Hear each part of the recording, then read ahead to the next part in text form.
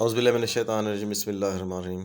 السلام علیکم دوستو، میں ہوں شاہد اقبال صدیقی اور آپ دیکھ رہے ہیں میرا یوٹیوب چینل۔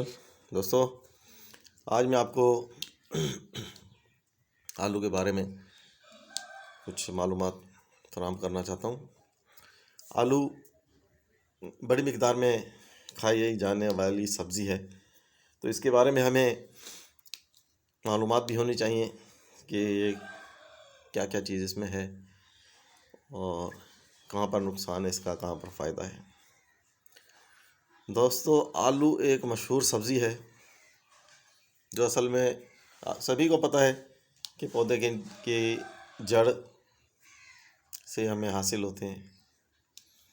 دوستو، اس کا آبائی وطن جنوبی پیرو ہے۔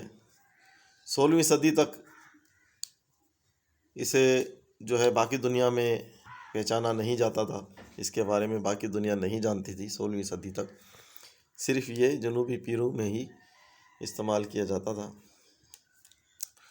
1536 میں اسے یورپ میں لایا گیا، جہاں سے پھر یہ باقی دنیا میں پھیل گیا، اور اس وقت یہ سب سے زیادہ استعمال ہونے والی سبزی میں شامل ہے۔ دوستو، آلو کو کئی طرح سے کھایا جاتا ہے، گوشت میں، سلاد میں، چاٹ میں، سبزی میں۔ اس کی موجودگی اس کا لطف ہی دوبالا کر دیتی ہے،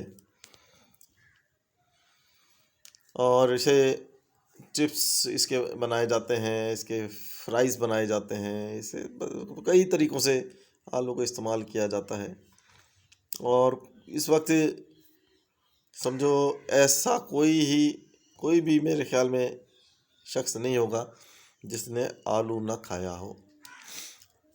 غذائیت کے اعتبار سے آلو کے صرف ایک کپ میں 173 گرام کیلوریز موجود ہوتی ہیں، اس لیے اسے ڈائبٹیس کے مریض، ذیابیطس کے مریض، شوگر کے مریض اور موٹے افراد اس کے استعمال سے گریز کریں۔ ہلکا پھلکا تھوڑا سا معمولی سا کھا لیں تو صحیح ہے۔ اچھا، اس میں کیلوریز کے ساتھ ساتھ اس میں وٹامن بی، پوٹاشیم، تانبا، vitamin C, manganese, phosphorus, fibre, vitamin B3 اور پینٹوتھینک ایسڈ بھی پایا جاتا ہے، جبکہ اس میں کاربوہائیڈریٹس اور پروٹین بھی بڑی مقدار میں پائے جاتے ہیں۔ اس میں جو منرلس ہیں اس میں پوٹاشیم، کیلشیم، میگنیز، فاسفورس، یہ جو منرلس میں آتے ہیں وہ بھی اس میں بڑی مقدار میں پائے جاتے ہیں۔ اچھا دوستو، اگر ابلا ہوا آلو بغیر نمک کے کھایا جائے تو اس سے ہائی بلڈ پریشر کو کنٹرول کرنے میں مدد ملتی ہے۔ ہائی بلڈ پریشر کے مریض آلو ابال کر بغیر نمک کے استعمال کریں تو ان کا بلڈ پریشر وہ نارمل ہو سکتا ہے۔ اسے سینے کی جلن، معدے کی تیزابیت میں بھی استعمال اس کا مفید ہے۔ اسے استعمال کریں تو جو معدے کی جلن وغیرہ ہے، اور اس کو ابال کر زیادہ تر استعمال کیا جائے تو اس کے جو فائدے ہیں بہت زیادہ ہیں۔ اس کے علاوہ دوستو، ایگزیما، داد، چنبل اور جلنے کے جو نشانات ہیں جلد پر، ایگزیما کے نشان، داد کے نشان، چنبل کے نشان، جلے ہوئی جلد کے پر جو نشان ہو جاتے ہیں، تو اس پر آلو کا رس لگانے سے وہ نشانات ختم ہو جاتے ہیں۔